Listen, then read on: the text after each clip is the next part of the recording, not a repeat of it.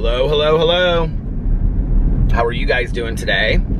It is early. It is 6:58 p.m. Listening to a little Leroy Anderson sleigh ride on Jazz Standard and Classical 73 Holiday Traditions. And drinking my coffee. I went to the post office. I got a package. It's back there. I have no idea what it is. And Alex went out to dinner with a friend. I was gonna maybe go, but I got stuff going late, and so I was just like, you go, you have fun. So, and we have a busy week ahead of us too. So that was that, and I got up today and did my, I got a letter in the mail too. So I keep on seeing the letter and I'm thinking it's like my phone lighting up, but it's not. So let me put this underneath there. Got up today and did my meditations and all that kind of stuff. I've had a really bad headache today. I don't know why. It's not supposed to rain or anything. I got my coffee kind of late. I filmed my videos. Well, my Peterisms video is uploading right now. But I filmed my videos and kind of did some stuff around the house. And then I left. So I didn't even get my coffee until like, it was late, like 4:30 or 5. So that might be it. Sometimes when I don't, you know, because I'm so consistent with getting my coffee. Sometimes when I don't get it till later, my head hurts. So that could be it. I don't know. Creaky Halloween door. But yeah, it's been a good day. So I made a video on my Peter Monn channel, and then I made a video for my Peterisms channel, and I was gonna do a review, and I was gonna do a Dunkin' Donuts review, and then it got really late. I was like, I'll just do it tomorrow. So yeah, that was that. And what else?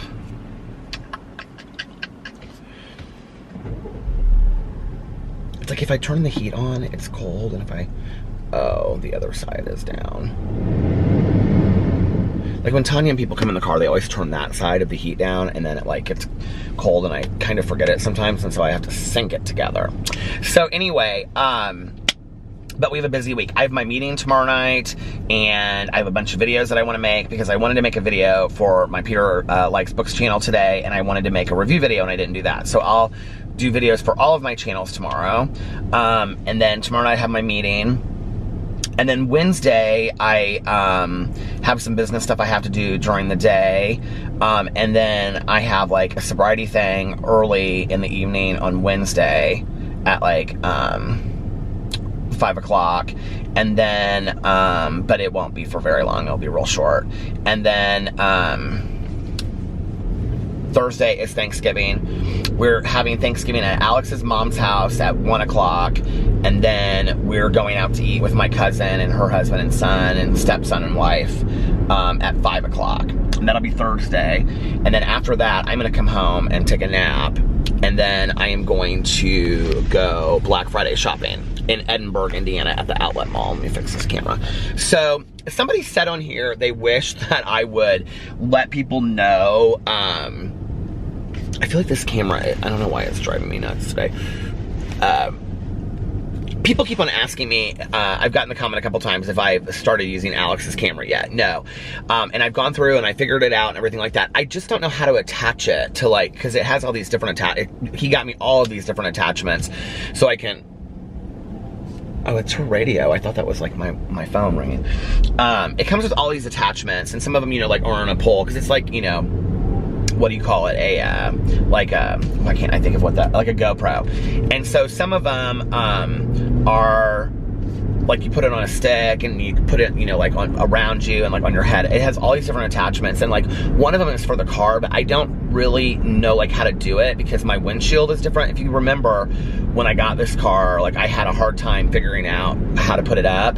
And so the thing doesn't really like sit, and the camera is so small that if I put it down here, like literally all you would see is this, and if I put it on the mirror, like it's too high, it just shows this, so it has to come up here somewhere, and I don't know how to do it. So I'm in the process of figuring that out. Actually, I'm passing Best Buy right now. I need to just go take it into Best Buy and ask them what they suggest. So my plan is in the next like 2 weeks to get that up and running.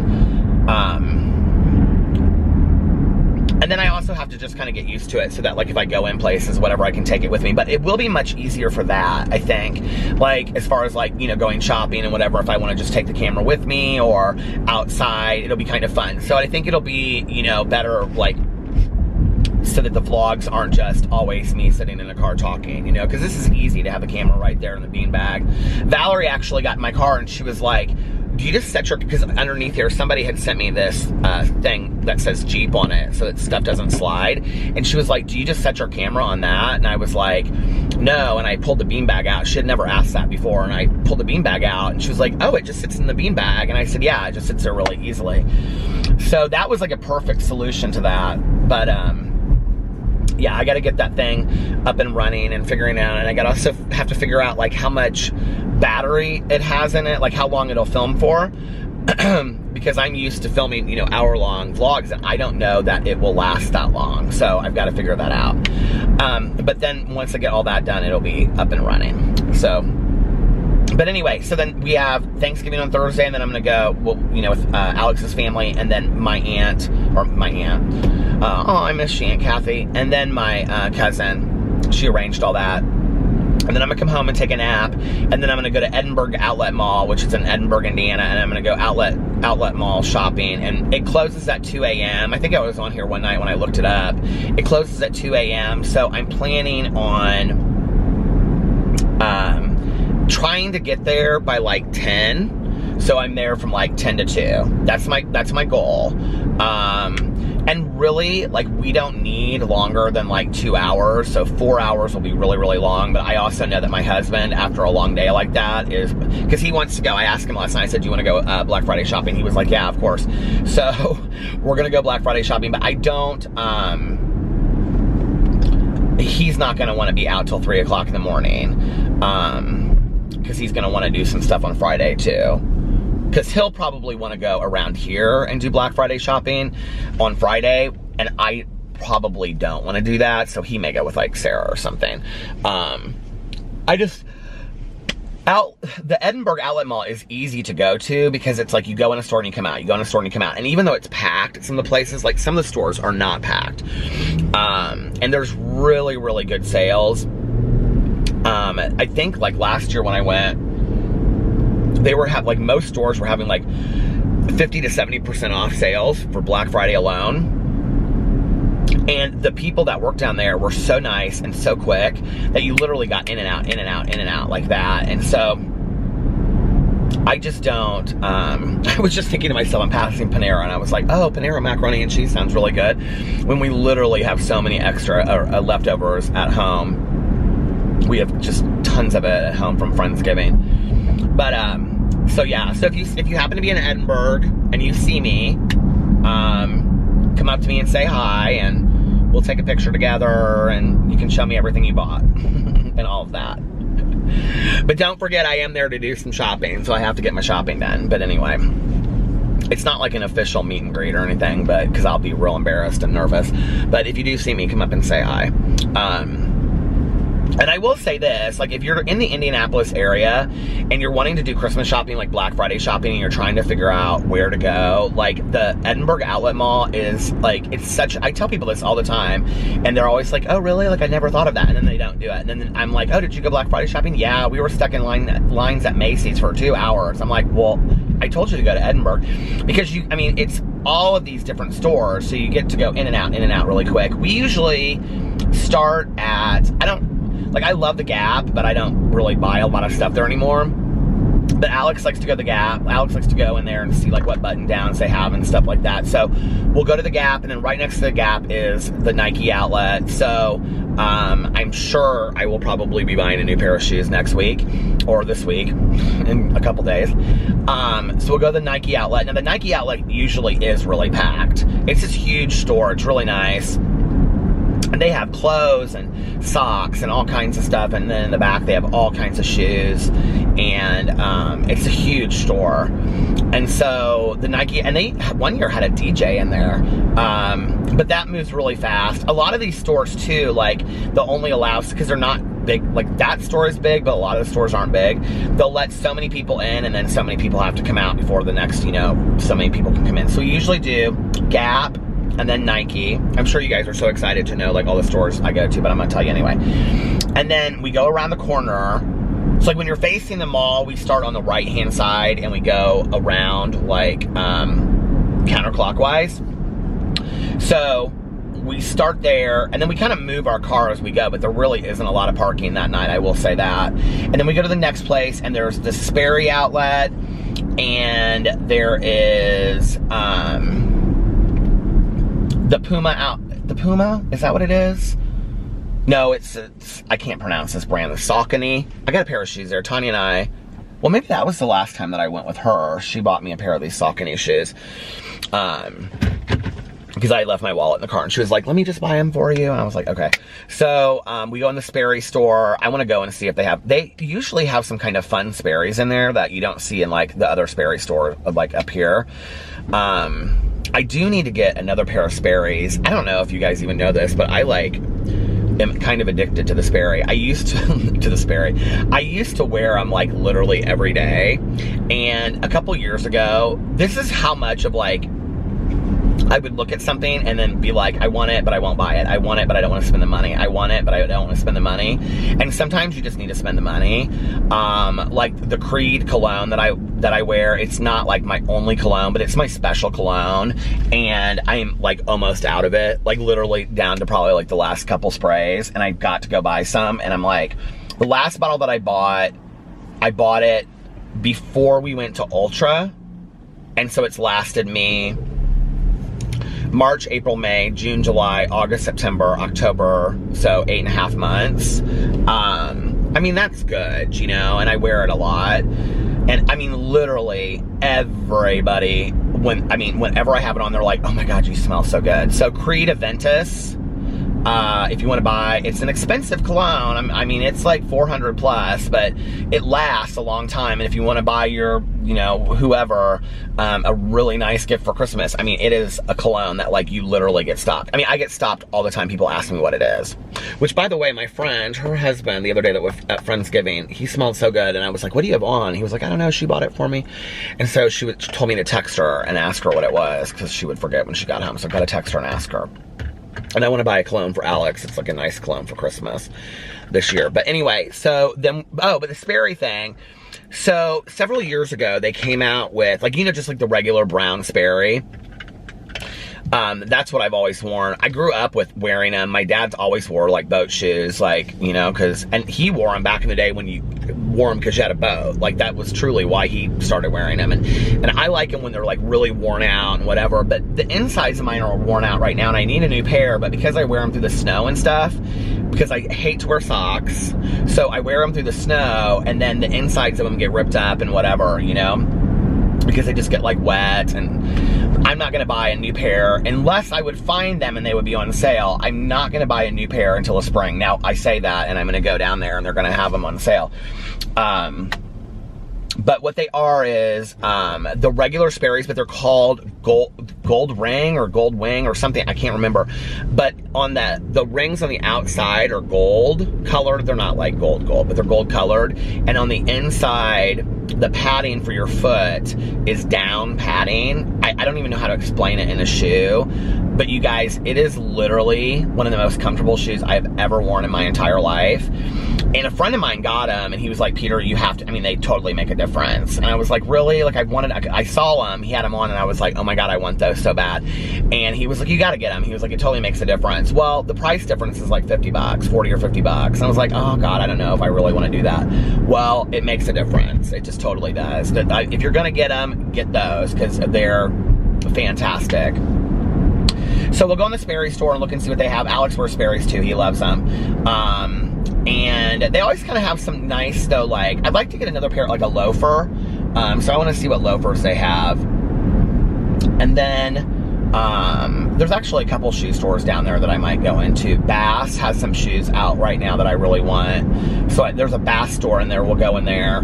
There's a Levi store that is very cool, that I actually got a Levi coat a couple years ago, and I have never worn it because I haven't been thin enough. I always buy this stuff, and I'm like, okay, I'm gonna lose 20 pounds, and then it'll fit, and then I never lose the 20 pounds. And so I've been, you know, just basically the same way for 3 years, which is ridiculous. But anyway,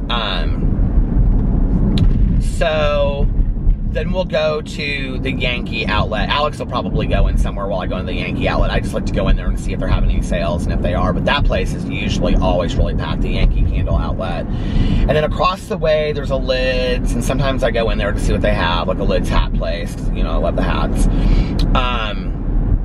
And there's a Finish Line, and we usually go in there. And then, what else is there down that way? We go to Abercrombie. Alex likes J. Crew. Abercrombie used to not have clothes that fit me, but now they're like very generous with their sizes. I mean, back in the day, their 2XL was literally a small, but now their sizes are different. And at that Abercrombie outlet is unbelievable. Well, the thing is, I like just got rid of every Hollister and Abercrombie thing I ever owned that had the symbol on it, because I just don't like that today. I don't like to wear stuff that has, you know, the label on it. And I think it just, it makes it me, listen, I'm not the age of that. Let's just be for real, right?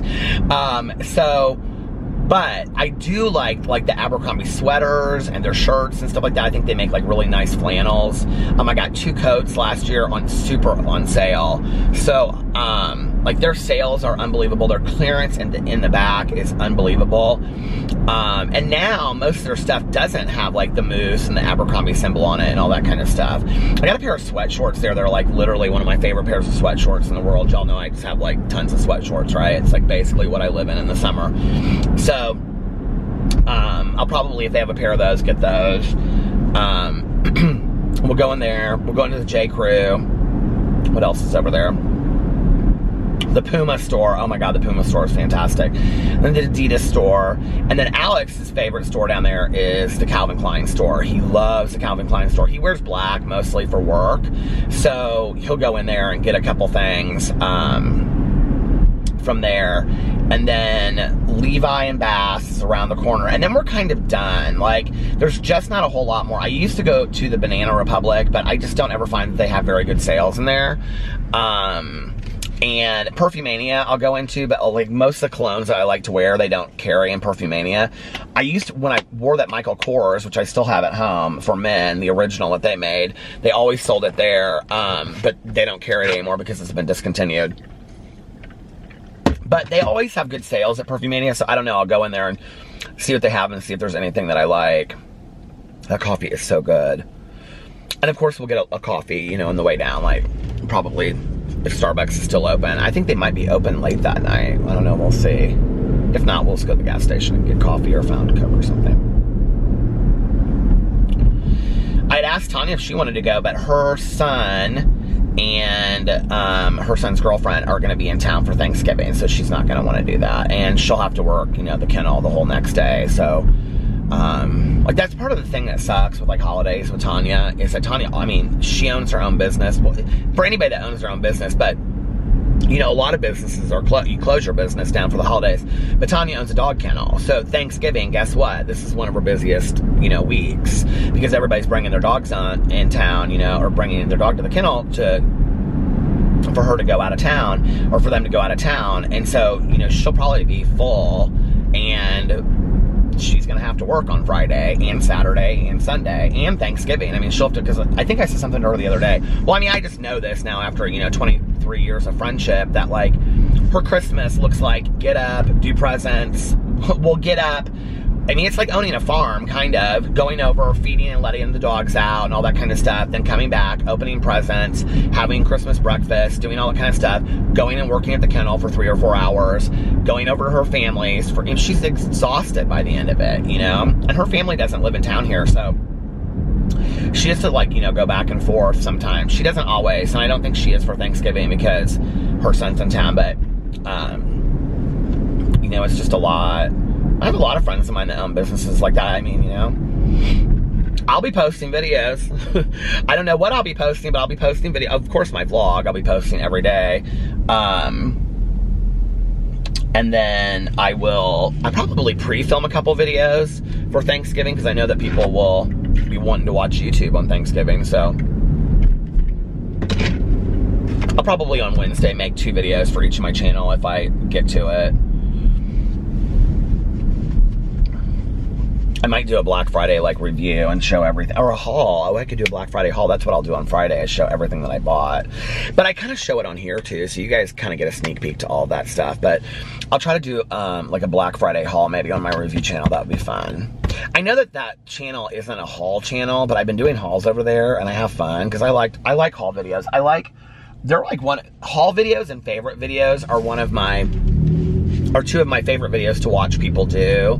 Like when YouTube was a simpler place, you know what I mean? And people would do like monthly favorites videos. I loved those. I still like to watch them to this day. There's very few people that do them anymore. I did decide though the other day that one of the things I'm gonna do on my review channel is I'm gonna do like my top 10 favorite things of 2019. Like must-haves, and then top 10 things I reviewed of 2019. I'm literally just gonna go through my videos and find like the top 10 things I reviewed that I really liked, that I really think are worth it. So I'm gonna do those 2 videos, which is kind of funny because that's kind of like my booktube channel. Like, you know, at the end of the year of booktube, you do like I always do it still, like my top 10 favorite books that I read, my top 10 least favorite books that I read. Most booktubers that post consistently, unlike me, because I haven't posted consistently recently, but they do that. You know, they'll do like top 5 least, you know, what's your favorite book. Last year, you know, what happens is I go through my Goodreads, right? So I think by the end of this year, by the time that it's done, I'll probably have read, I don't know, probably 45 books by the end, which is better than I did last year, but not where I wanted to be. So it is what it is. I just one year want to hit that 100 mark. Just one year want to hit that. Maybe next year, we'll see. But, oh, I started Dope Sick last night. So sad. It's so sad, but like the statistical rates of stuff, or the statistics that they quote in there, or she quotes in there. First of all, it's read by the author, which I love when authors read their own books. I was too embarrassed to do that. I was like, I don't like my voice enough at that time. Today, I think I would read my own book.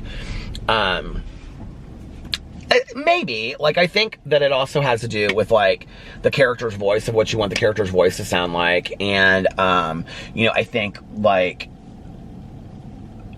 I just think it would have to fit, you know? Like, if I wrote a female character, I wouldn't narrate it. I'd probably have, you know, I probably would cast a female person. I would probably cast a woman to, you know, read the book, just because I think that it sounds more authentic. I mean, you know, or maybe not. I don't know.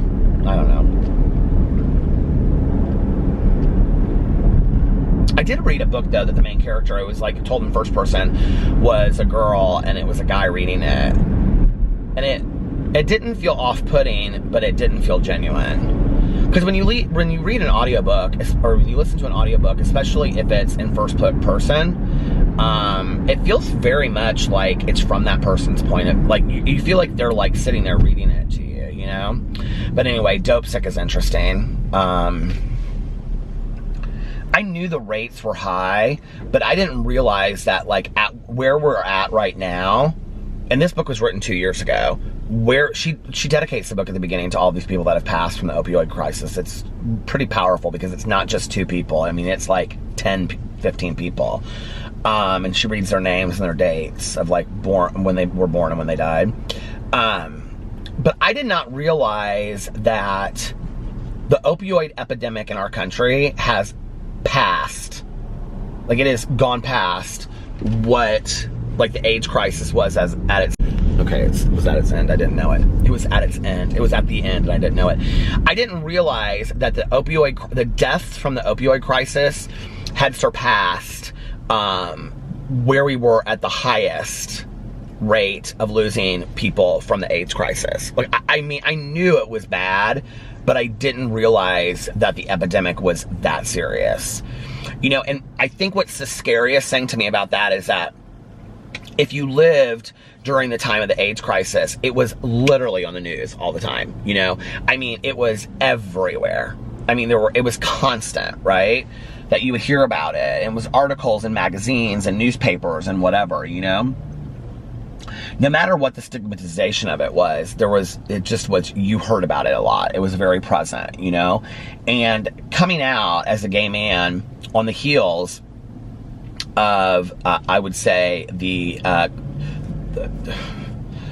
the highest point, you know, it was interesting because, anyway, at the highest point of the AIDS crisis, into the gay community, literally, I mean, it was talked about all the time, you know, and you would go to bars, every bar you went to, there would be bowl in the bar of, you know, condom and lube packs and dental dams and safety measures, and that, you know, free testing everywhere, you know, bars would like have free testing and things like that. And anonymous, I mean, you would go into a bar like for a drag show and they would have like a room to the left. I remember this bar called the 10 in Indianapolis. It was a lesbian bar here, and it was like one of the best, they had one of the best drag shows in Indianapolis, and we would go there, and like you would go in and to the left, like the Damien Center, which is here in Indianapolis, which is like an AIDS crisis center. They would have a room set up where you could go in and get an anonymous STD testing and things. And, you know, I think about how far we've come since then. You know, we like, and maybe not how far we've come in a positive way, but like we have destigmatized HIV and AIDS, I think. I think so many lost soul stories have been lost in that. I think it's important to continue to talk about it. I think it could happen again, which is very scary to me. You know, if you lived through it, and it's really people's, like, the attitudes of how it was stigmatized and stuff, it's what's so scary. I don't want anybody to have to live through that again. You know, it's really, I just can't even fathom of what that would be like.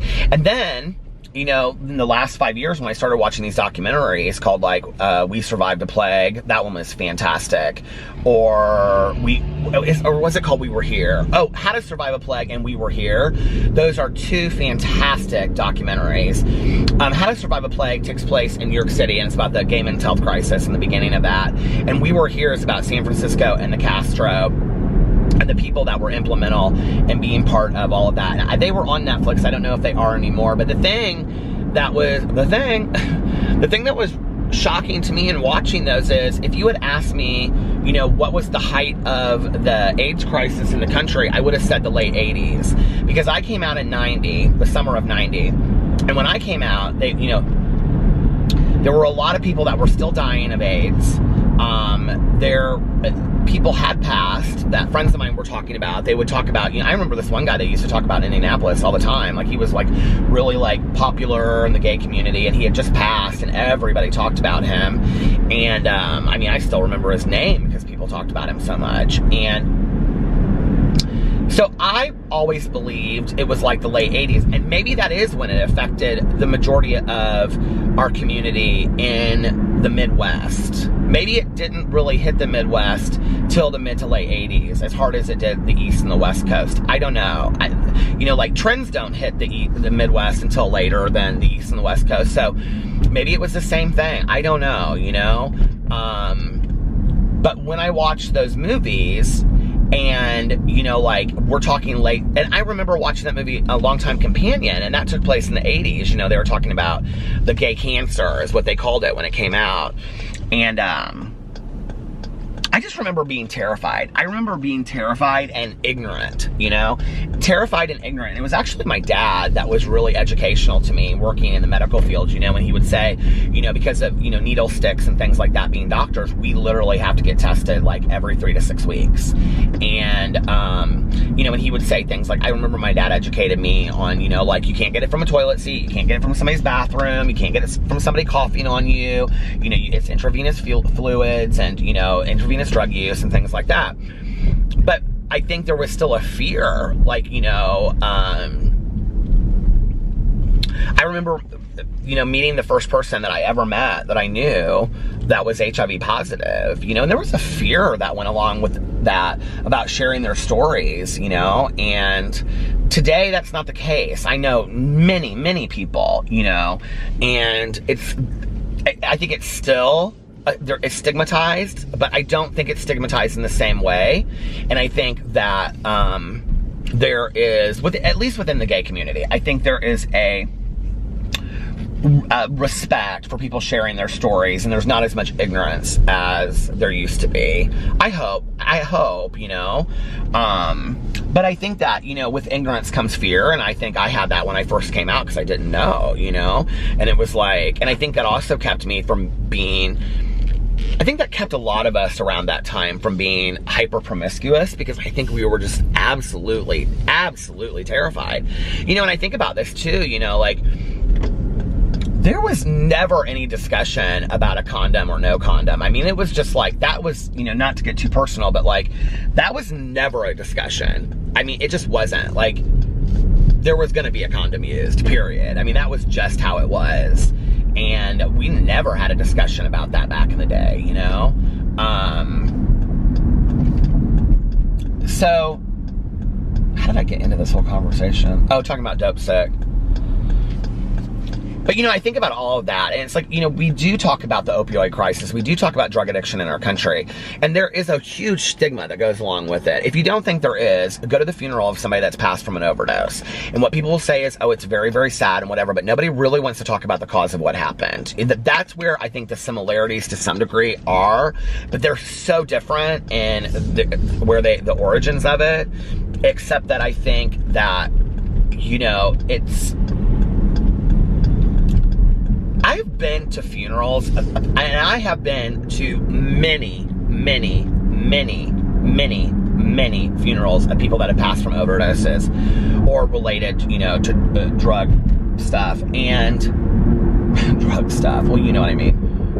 And the thing that's so sad is that you always either, like, people won't address, like, how they died, unless, like, it's the family is very educated and have been in Al-Anon or things like that. But mostly people don't really want to talk about it. It's like they're afraid to talk about it, and they'll just say, oh, it's so sad or whatever, and or I didn't even know, or they'll, like, they don't just come out and talk about what it is. Like, we're afraid to talk about addiction in this country, right?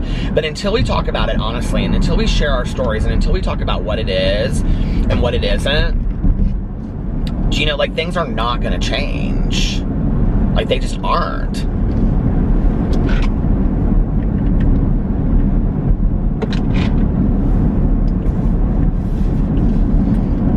And I think that's why it's important for me to continue to always share my story, you know. And even though, you know, I had, you know, at times taken some opioids, but that wasn't my drug of choice. You know, to me, addiction is addiction. And those are my brothers and sisters out there that are dying, and it scares the fuck out of me. And it makes me really, really sad for their families and for their friends. I mean, I just learned of somebody last week, you know. I was like, damn, I used to sit in meetings with them. It's surreal, you know? I mean, it's surreal. And I've known so many people, whether that was their drug of choice or not, that literally, like, one day were, like, you know, clean and sober, and the next day they were out using. And, you know, a lot of people ask me, like, why do you go to a 12-step program? Why do you continue to go to meetings when you're sober? Like, okay, so there is a term that is called, like, a dry drunk, right? Which is where, basically, you just put down the drink or the drug, and you don't really take a look at yourself. You don't really fix anything inside of you, right? But those of us that, like, believe in working a 12-step program, or what the basic text tells us, the doctor's opinion, and those kinds of things, what we believe, right, is that drinking and drugging are but a symptom of something deeper that is going on. So then you work on things like where the 12 steps come into play, you know, and, like, cleaning up the wreckage of your past, and doing a thorough inventory of your life and whatever, and continuing to do that over the course of your life, because we're programmed that way. It doesn't just happen overnight. We're programmed that way. So you don't fix those things and then you're fixed. It's not like that, right? It's like why a lot of people, it's more of a treatment term, but why a lot of people say, you know, being in, like I say it, that I'm in recovery. I don't say I'm recovered. Although, from a 12-step point of view, there's a lot of people that do believe that, like the basic text tells, it does say that we're recovered from a hopeless state of mind. There are people that believe that. I just choose to use different language because I believe that I'll constantly be, you know, and That's just what I was taught, and so I believe that, but you don't have to believe that. And so I'll always, it's like having a disease and being in remission, like, but always having to like kind of be careful and taking care of it and whatever, you know, it's like, it's very similar to that. And if you're offended by what I'm saying, this is just my belief system. You don't have to believe this. I respect people that get sober by going to church or whatever. I respect people that are dry drunks that just put it down. I respect people that put it down and go to therapy. I respect people that, you know, grow up and maybe it was a period of their life and they weren't hardcore. I don't know, you know, but like anybody that chooses to not continue to use and change their life, I mean, I don't care how you do that. I really, really don't care how you do that. Just please do it, okay? And don't judge somebody for how they do it. It doesn't matter. It's not your journey. It's not your story. Just let them do it. And there have been points in my life where I was like, well, I don't know how they do it without a 12-step program. I don't know how people do it without a 12-step program because I couldn't do it without a 12-step program. But that's just me, right? But I don't judge anybody for not, because listen, I just want people to live. I just want people to be alive and continue to flourish and be there for their spouses, their families, their parents, their kids, you know, to live another day and all that kind of stuff. I just don't,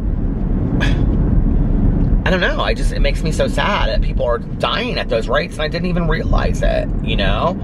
They said in that book since, I think it was like the first 10 years of the crisis, 300,000. First 15 years of the crisis, of the opioid crisis, 300,000 people in the United States had died from overdoses. And in the next 5 years, this was in 2017, in the next 5 years, another 300,000 would die. 600,000 people in a period of 20 years that have died. It's the leading cause of death for people under the age of 50. The leading cause of death for people under the age of 50. That is crazy, okay? That this isn't on every news channel every night is scary to me.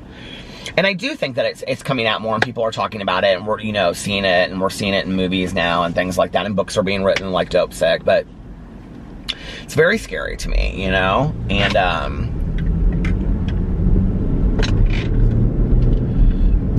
I wish the numbers of people that were dying matched the numbers of people that were getting sober, but that's just not the case. You know, I said in my Peterisms video today that me getting sober is a gift, and that's never missed on me. I mean, like every single day, you know, that I get up, I mean, I'm always like, my recovery is a gift that was given to me. Who is texting me?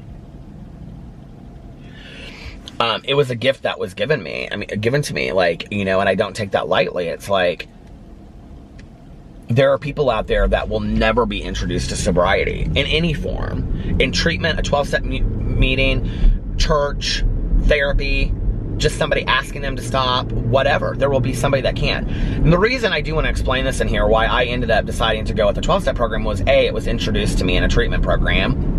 And that was the philosophy that they believed in. But B, I had tried to white knuckle it so many times by myself and just stop, and that didn't work for me. I always went back. And so, you know, for me, when they say that the definition of insanity is trying something over and over again and expecting different results, you know, I had tried it over and over and over again, and I would say to myself, I know I can quit. I know I can quit. I know I can do that. I mean, that is literally the chant of the addict, okay? I don't have a problem, or if I do have a problem, I can stop on my own. I told myself that. I told people that I can stop on my own. You don't know. I can stop anytime I want to stop. And the truth was I couldn't. I couldn't stop anytime I wanted to stop, you know? And I think at the end, I really knew that, and I just didn't care. I was indifferent. I just didn't really care anymore, you know?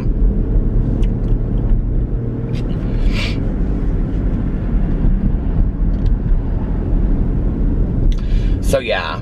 So the book is important, and I'm glad I got it started, and then I'll be reading that this week, and then the live stream is on Sunday. Do I have anything on Sunday to do? I don't think I do. I hope not, because that's when our live stream is. I look at this little, if you notice, I always go like this. I look at this little pimple at the very, like, it's in under my hair, but it's like, just like, it's the weirdest thing. I don't know. Like, I don't get pimples, but I have had this pimple back here. Anyway.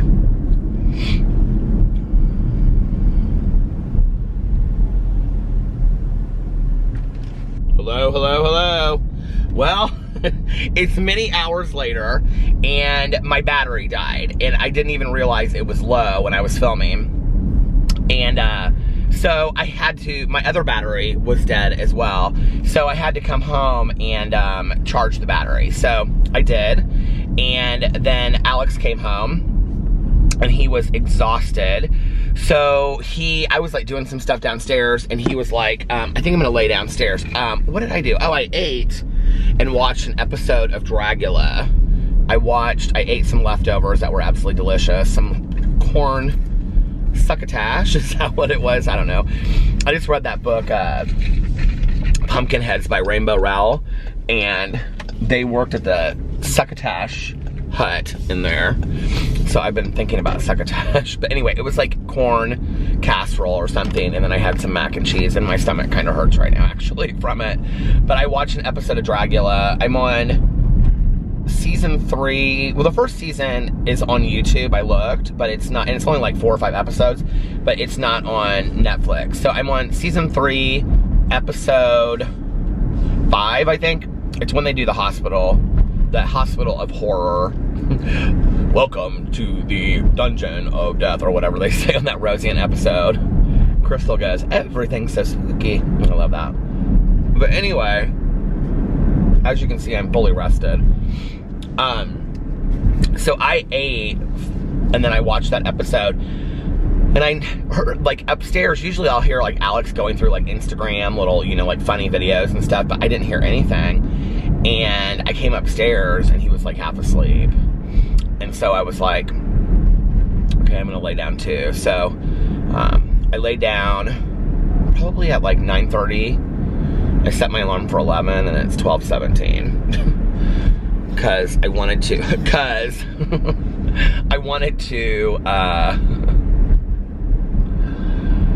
the English major using cuz instead of because. I wanted to, what was I gonna say? I wanted to do like another 20 or 30 minutes of the vlog, because I went and I looked, and I had already vlogged for like, I think I'm like at 35 minutes or something. So I was like, if I do another 15 or 20 minutes, and that's great. And then I really need to listen to this audiobook, because, well, the days are not long, and I need to listen to it, so I can get some of it done. I'm really enjoying it, and that's what I was talking about. That's what I was talking about when my video cut off. I was right in the middle of talking about something, and it cut off, so I went back and like a minute and tried to find an area where it kind of cut off cleanly. But yeah, I think it's a really important book that we're reading for the book club.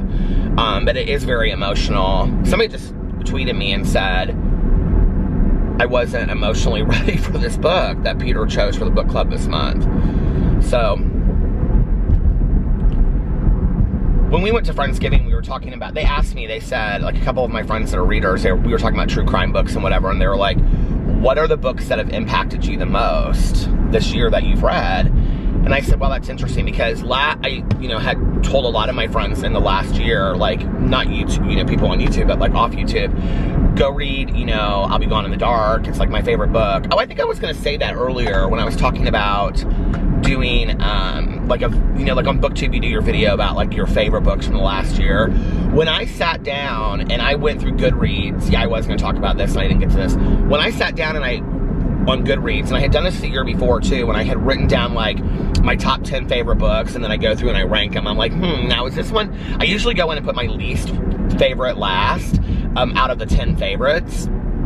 And then I'm like, okay, you know what, I get all the way up to find out which one is my #1 book, and so I narrow it down. I was really surprised last year, even though I talked a lot about it, that my favorite book, I'm a fiction reader, you guys. I'm a fiction reader all the way.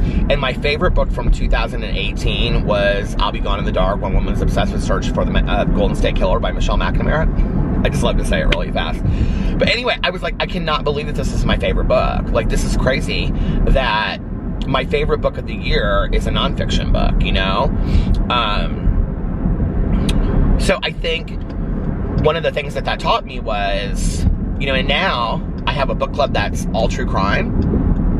which I never expected that. You know, if you had asked me, like, you'll have an all nonfiction book club, I would have been like, no, I never will. Even if you had said all true crime, I don't think I would have believed it. And so I think that, you know, your reading loves and interests change over time. I still love to read fiction, but my go-to now is true crime. Like, when I get on Audible or I get on Goodreads or whatever, like, I go to the true crime section and I look at that section, you know, or the bookstore or whatever. Go there. I'm gesturing towards Barnes & Noble, where I never buy books because they're too expensive. But, you know, like, for me, that's where my interest goes to now. So they were saying,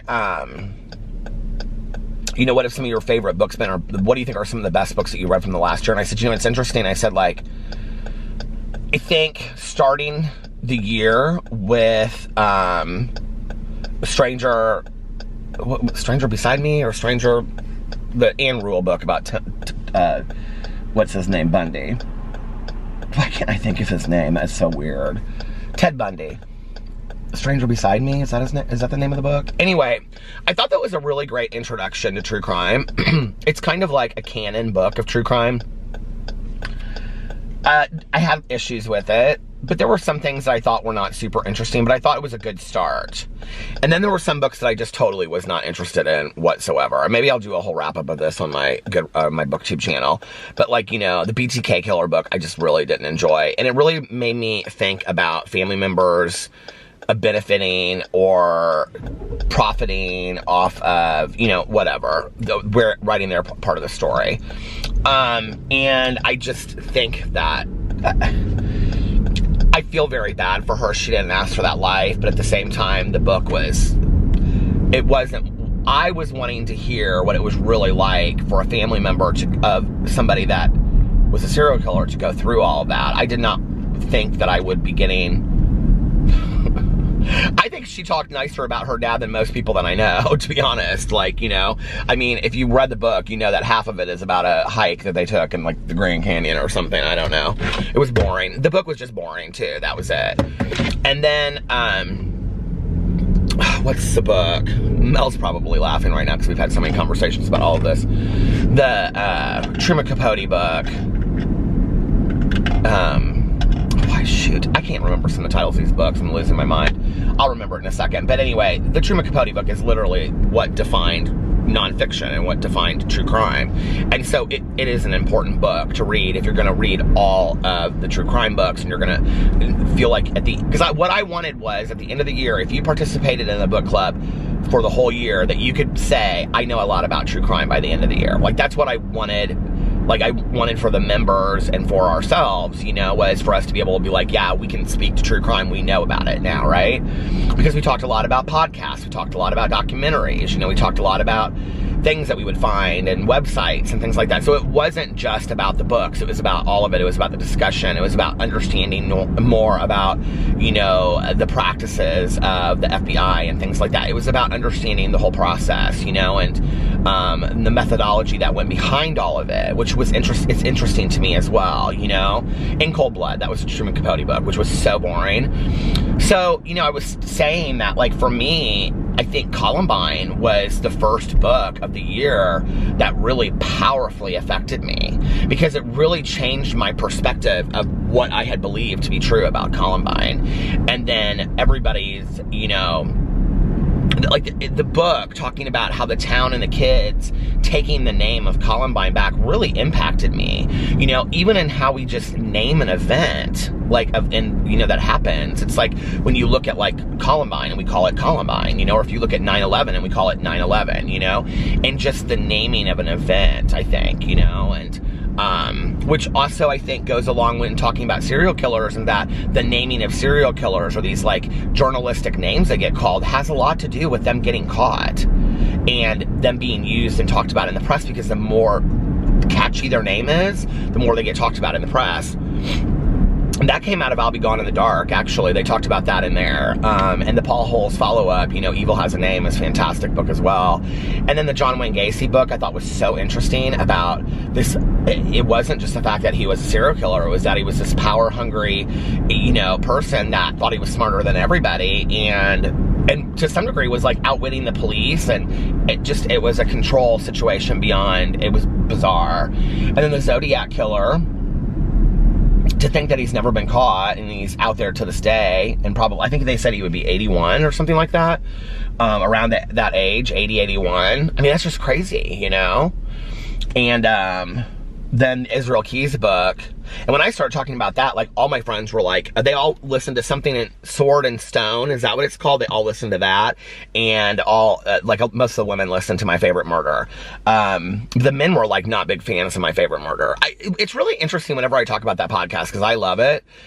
My friend was actually showing me, she was like, you need to go read, or you need to go listen to the My Favorite Murder San Diego. I think it said San Diego or Santa Barbara. They had, like, a weekend getaway, and she was like, this is like a really, these are like 3 really good podcasts that they did. It was recent. But whenever I talk to people about My Favorite Murder, they either love it or they hate it. There's like no in between. But like then all my friends were like, oh my God, Israel Keyes, everybody talks about him in the podcast. Like what was the book like? And I don't know, it's just fun to like be able to be at the table for the conversation, so to speak, because I've read the book. And that's what I wanted from the True Crime Book Club. And so, yeah, I feel like we have accomplished that, Mel and I, and going into 2020, we've really been thinking about what books we want to read. They just came out with the book, I don't know who wrote it, but it's called I Am God, about the DC sniper, which is something that I don't really know a whole lot about. I think it would be interesting to read about, since we did Columbine, I think to read, Parkland by David Cullen, I would love to read, but also to read something about the Virginia Tech shooter, because he was inspired by the Columbine shooters. So I feel like I learned a lot about the world through those books too, and our perception of these people. It wasn't just about them, it was about like our perception of them, and how somebody is texting me. I don't know who would be texting me this late. I'm gonna pull in here and see who it is. Our perception of them, and how, like in safety things in the world. Where was this, the one? Well, I'll Be Gone in the Dark and the Zodiac Killer really affected people's fear at that time, Hold on a second.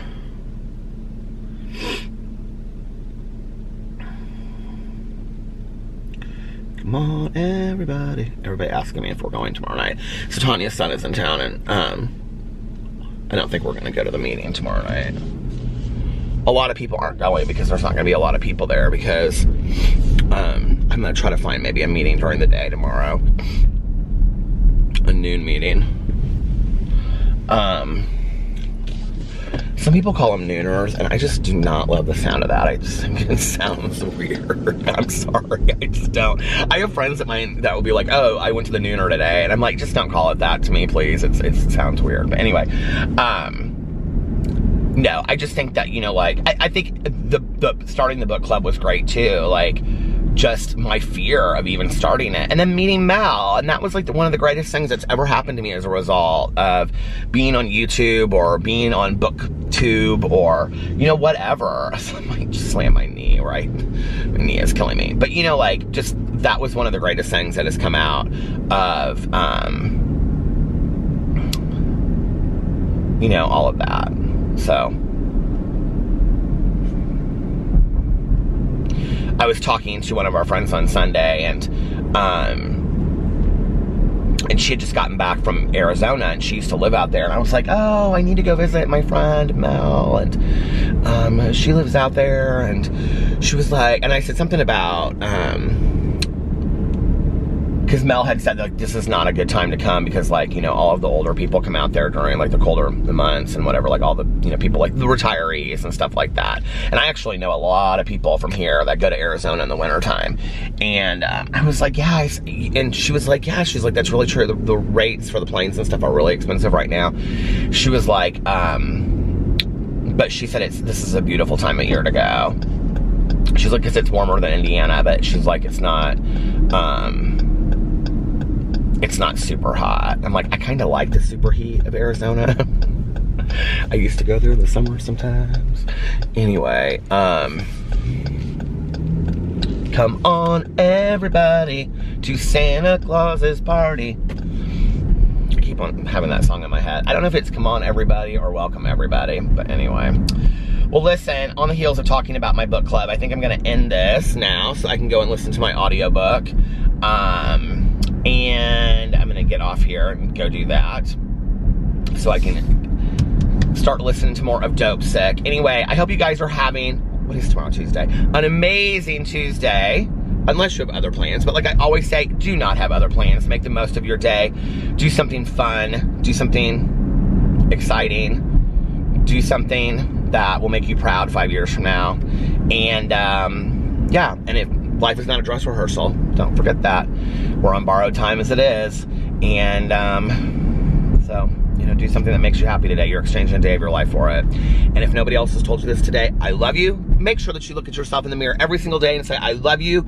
You are important. You are valuable. You mean something to this world. And believe that in your heart of hearts. And most importantly, make sure that you pass it on to somebody else and let them know how important they are to you. Yeah, and just have a good day. I love you guys. Thanks so much for watching. And I will see you tomorrow. Get ready for Thanksgiving. I love you. Bye. Love ya.